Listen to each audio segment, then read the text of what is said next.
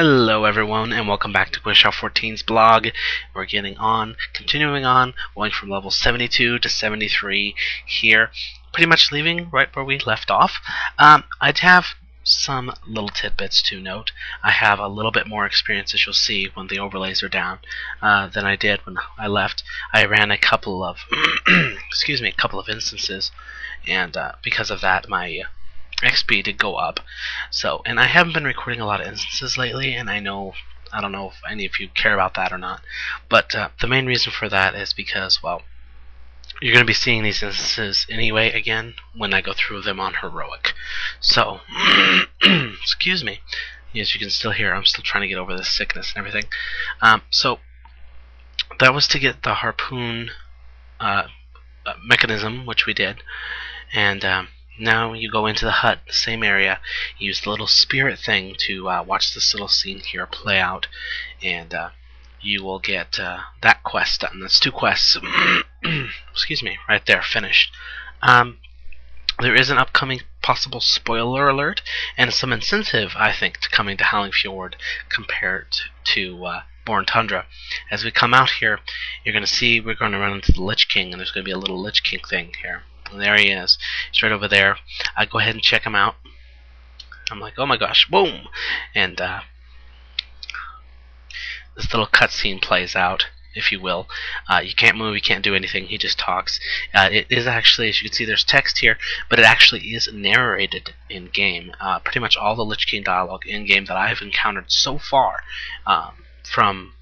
almost from, I think, even the quests and the Death Knight wing, if I remember correctly, is all narrated, which I thought was really, really cool.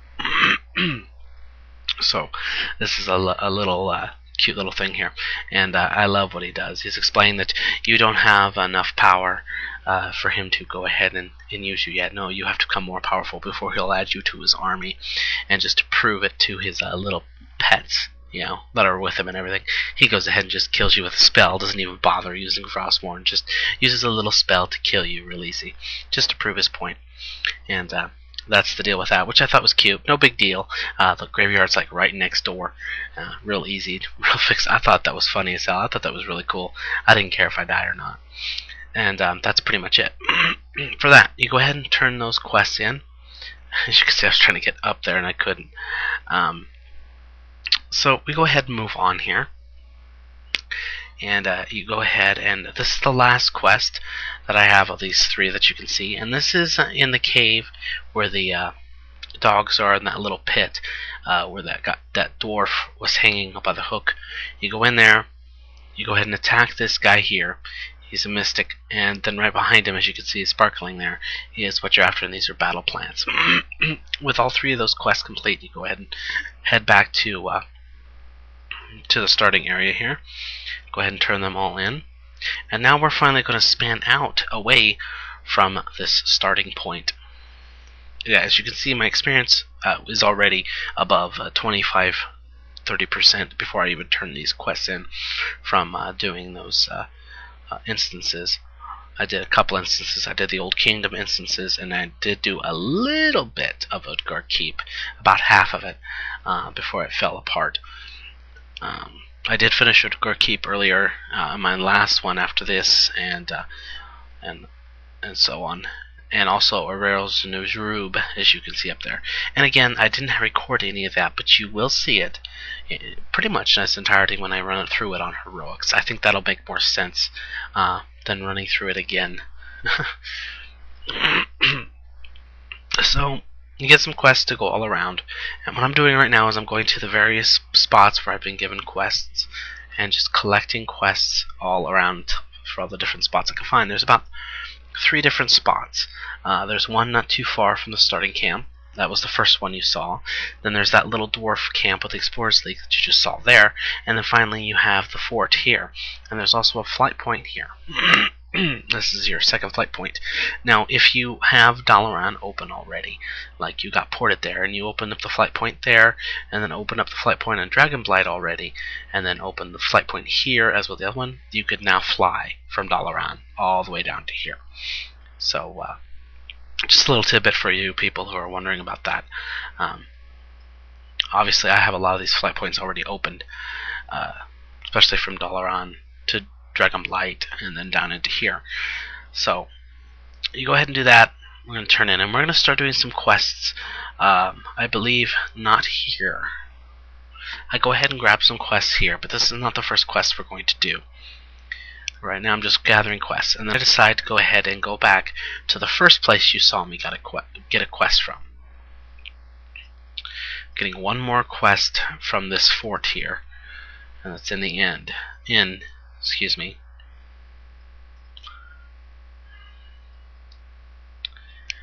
Okay. No, I actually did do quests in the fort first. That's right.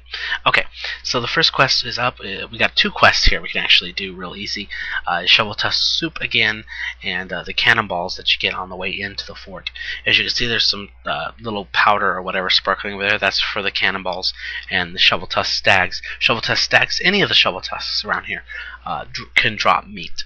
So by all means, kill them, especially if you're a Skinner. Go nuts. I sure did. And it's wonderful because, you know, we really couldn't do that with the mammoths in the fjord, in Born Tundra, if you know, you were trying to do the PETA quest. So you didn't want to mess up the DETA people. We're also doing a third quest, as you can see here, as I've finished the other 2 already, and this is for the Proto-Drake eggs as well as the Proto-Drake whelps, and you can go ahead and do both of those as well. These guys aren't too much of a problem. They do have a little bit of a fire attack that could be an issue. Thing you need to be made aware of is there are flying Proto-Drakes above you. They're not going to attack you, but they like to every now and then shoot fire down onto the ground, and if you're in that spot, it can hurt really fast. It burns, so be aware of that. So we're just killing them, and then we go ahead and kill this egg. I get a drink first. And then we kill the egg, and then out of the egg is going to be another Proto-Drake whelp. So this is a real easy quest to do.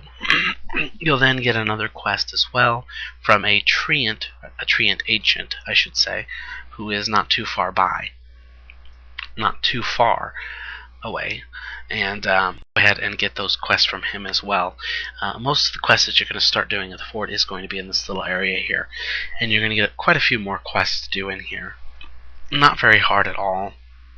So far, all the quests of Born Tundra have been actually pretty darn easy, but actually entertaining. I went through this stuff in one sitting, pretty much, and got it done pretty quickly. So you can see them right over there. There's about 2 or 3 of them, and I believe you can get it from any one of them. I'm not sure. I got it from that one. So, and he'll give you another quest to do. And that's pretty much that. So, the last little quest I'm going to show you here is the last bit I believe the Ancient gives you, and that is to kill these handlers and their leader. As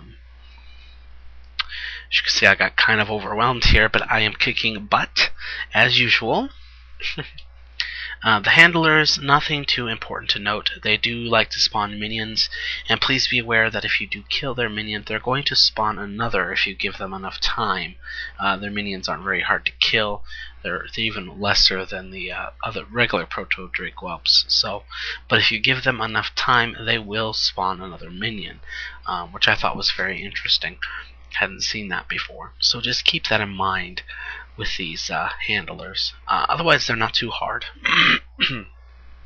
You will probably get some Proto-Whelp ads, especially if you're nearest to the forest area than this. As to getting from here to the main guy, basically you just need to go around from where we're facing. Basically go east, or west, my apologies, from there, and you shall find him. He is not too far. Just follow the line. There's tons of those guys, and there he is. The only interesting thing, as you can see, of note is that he likes to kick you. So please be aware of that, so you don't try to get too many ads. As you can see, I got kicked around quite a bit, so I started moving around a little bit more to help with the excuse me, with not getting ads. See, I turned around there back towards where I was, so he would just kick me into a wall or whatever, and not towards other people. Just focus on that. Watch where he's kicking you. He doesn't kick you very far, but it is far enough, so be aware of that. Otherwise, not a big deal. And with all that, you can go turn that in, and that's a good hefty price of XP there. Not too long. Didn't take very long to do all those, so you shouldn't have a problem with it.